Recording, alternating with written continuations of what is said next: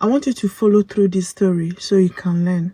The first thing people did when they heard that I removed my husband as my dependent was to blame me. Some said I should have forgiven him for the sake of the kids. What will I tell them when they ask of their father? That nobody knew what actually happened and why I had to do what I did. Listen to my story and tell me if you will still blame me at the end. Story time, guys. First, I came into this country as my husband's dependent. He was the student and could only work for 20 hours per week.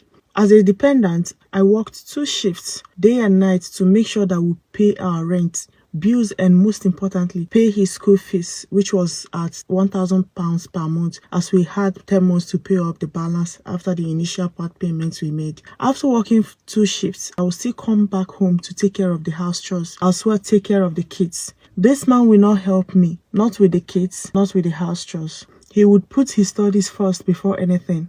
When I complained, he said he would have done same for me if I was in his shoes. One day, I received a call from the kids' school that my husband didn't come to pick the kids on time after school. We were warned that if such happens again, it was going to be a big problem. It was after this call that he started putting the kids first. While I suffered to sponsor him, he used his 20 hours shift salary to buy designer shoes and clothing, saying that he needed to look good as a student. I continued to endure all that my husband was doing. I worked hard, paid off his school fees. He graduated, got a new job, and started working full-time. He would go to work, and towards evening, he would call me to tell me that he picked an extra shift to work at night. Therefore, he won't be coming back home that night.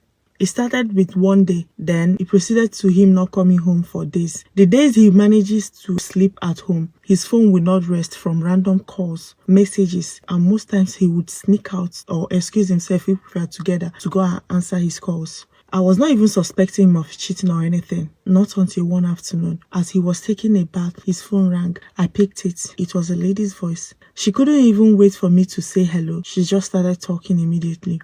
These were her exact words. "Thank you for all you do for me and the kids. You are the best thing that has ever happened to me. I love you." While we were still on the call, the lady sent series of pictures they took together to his WhatsApp. I ended the call and took a proper look at the pictures. When he came out of the bathroom, I waited for him to get dressed and I confronted him. Would you believe that he denied everything? He said that nothing ever happened between them. I tried to ask further questions, but he shunned me, saying that I was nagging.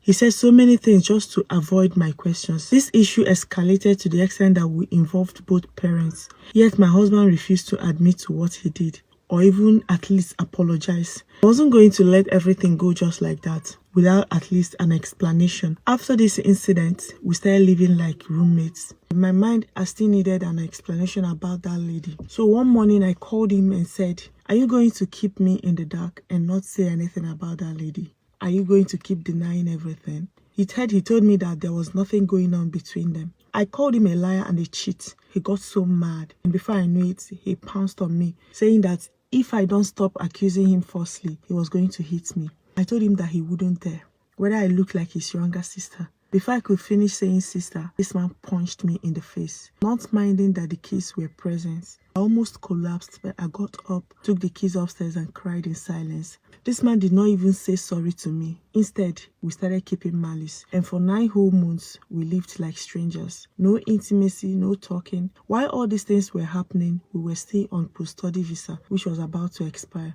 I started praying for sponsorship. Luckily, my company sponsored me. For the sake of the kids, I added him as my dependent. I told him about it, thinking that this might bring a positive change in him, but no, he became worse. You know, he has always believed that I'm a fool who wouldn't do without him, but he didn't know that I've had it up here. I told myself, what's the essence of having this man in my life? It's crystal clear that he doesn't want me anymore. He doesn't contribute anything to me, not even peace of mind. I needed my peace, so I sent an email to the Home Office requesting that they remove him as my dependent, which they did. They gave him 30 days to find a sponsor or leave the country. He couldn't find any sponsor, so he went back to the country.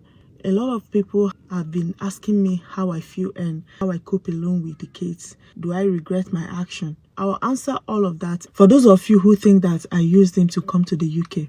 After listening to my story in the previous parts, do you still want to blame me for my action? The truth is that our marriage was over a long time. We were just 2 people co-parenting under the same roof. But there is no need keeping someone who keeps messing with your mental health. If I had called the police on him for hitting me or for abusing me verbally, same people will still call me evil. Then you will see questions like this flying up and down. Why didn't you send him away? I thought that removing him would give us both closure, but I didn't know that Home Office would act so fast. The system doesn't care if you have children together. It only cares about your visa status. They only gave him 30 days. Now that he's gone back to the country, everyone is blaming me. My parents don't talk to me. His family members hate me. None of these people know what happened behind closed doors. For those of you asking if I regret my decision, this is my honest answer. I regret how fast it happened. I regret that the kids will have to grow up without their dad in their lives. They keep asking me about their dad, and I don't know what to tell them.